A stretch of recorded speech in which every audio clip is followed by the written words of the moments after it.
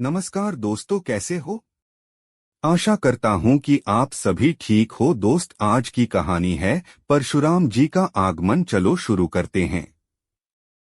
राजा दशरथ ने राजकुमारों, उनकी पत्नियों, ऋषिमहर्षियों, मंत्रियों एवं परिजनों के साथ अयोध्या के लिए प्रस्थान किया। प्रस्थान करते ही सभी ओर भयंकर शब्द करने वाले पक्षियों आवाजें सुनाई देने लगीं। पृथ्वी पर विचरण करने वाले वन्य पशु उनकी बाईं ओर दौड़ने लगे। इस पर दशरथ ने वशिष्ठ जी से कहा, गुरुदेव, यह कैसी माया है? जहाँ पक्षियों का भयंकर स्वर अपशकुन का सूचक है, वहीं मृगों का बाएं होकर जाना शुभ शकुन की सूचना देता है। दोनों प्रकार के शकुन एक साथ क्यों हो रहे हैं? महाराज दशरथ के इस प्रश्न के उत्तर में वशिष्ठ जी बोले, पक्षियों के भयंकर ध्वनि से ज्ञात होता है कि कोई भय उत्पन्न करने वाली घटना घटने वाली है, और मृग आदि पशुओं के इस प्रकार जाने से पता चलता है कि वह भयानक घटना सरलता से शांत हो जाएगी। इसलिए आप किसी प्रकार की चिंता न करें। यह वार्तालाप अभी चल ही रहा था कि बड़े जोरों की आंधी आई। परिणामस्वरूप वृक्ष पृथ्वी पर गिरने लगे। तभी राजा दशरथ को भृगुकुल के ऋषि परशुराम दृष्टिगत हुए। उनकी वेशभूषा बड़ी भयंकर थी। बड़ी बड़ी जटाएं उनके तेजस्वी मुख पर बिखरी हुई थीं। नेत्रों में क्रोध की लालिमा थी। कंधे पर कठोर फरसा और हाथों में धनुष बाण थे।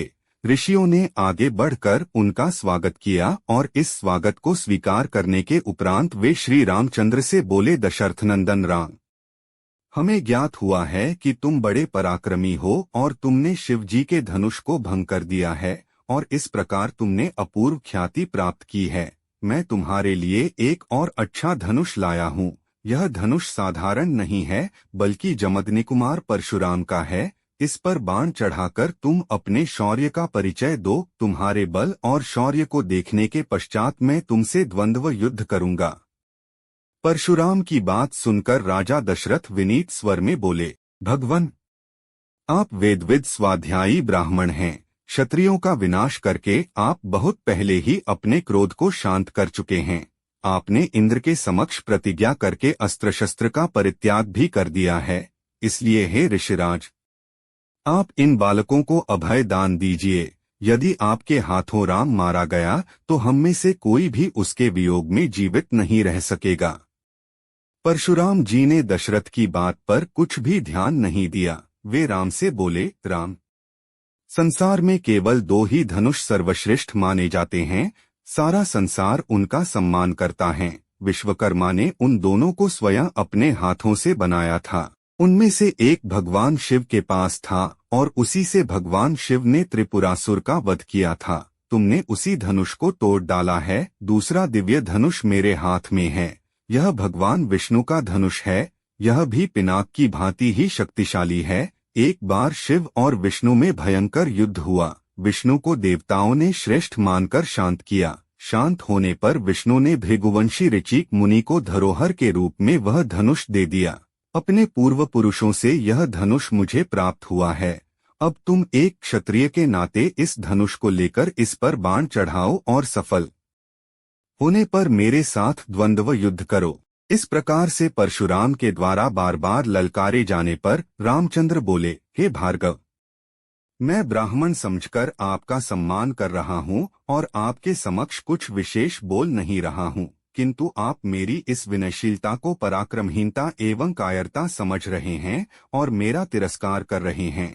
लाइए, धनुष बाण मुझे दीजिए। यह कहकर उन्होंने झपटकर परशुराम के हाथ से धनुष बाण ले लिए और धनुष पर बाण चढ़ाकर बोले, हे भृगुनंदन, ब्राह्मण होने के कारण आप मेरे पूज्य हैं। इसीलिए इस बाण को मैं आप पर नहीं छोड़ सकता, परंतु धनुष पर चढ़ने के बाद यह बाण कभी निष्फल नहीं जाता। इसका कहीं न कहीं उपयोग करना अनिवार्य हो जाता है। इसलिए मैं इस बाण को छोड़कर आपकी शीघ्रतापूर्वक सर्वत्र आने जाने की शक्ति को नष्ट किए देता हूँ। श्री राम की बात सुनकर शक्तिहीन हो गए परशुराम जी विनयपूर्वक कहने लगे, बाण छोड़ने से पूर्व मेरी एक बात सुन लीजिए। क्षत्रियों को नष्ट करके मैंने यह भूमि कश्यप जी को दान में दी थी। उस समय उन्होंने मुझसे कहा था कि अब तुम्हें पृथ्वी पर नहीं रहना चाहिए, क्योंकि तुमने पृथ्वी का दान कर दिया है। तभी से मैं गुरुवर कश्यप जी की आज्ञा का पालन करता हुआ कभी भी रात्रि में पृथ्वी पर वास नहीं करता। आठ हे राम, कृपा करके मेरी गमन शक्ति को नष्ट मत करो। मैं मन के समान गति से महेंद्र पर्वत पर चला जाऊंगा। मुझे ज्ञात है कि इस बाण का प्रयोग निष्फल नहीं जाता, इसलिए आप इस बाण के द्वारा उन अनुपम लोकों को नष्ट कर दें जिन पर मैंने अपनी तपस्या से विजय प्राप्त की है। आपने जिस सरलता से इस धनुष पर बाण चढ़ा दिया है, उससे मुझे विश्वास हो गया है कि आप मधु राक्षस का संहार करने वाले साक्षात विष्णु हैं।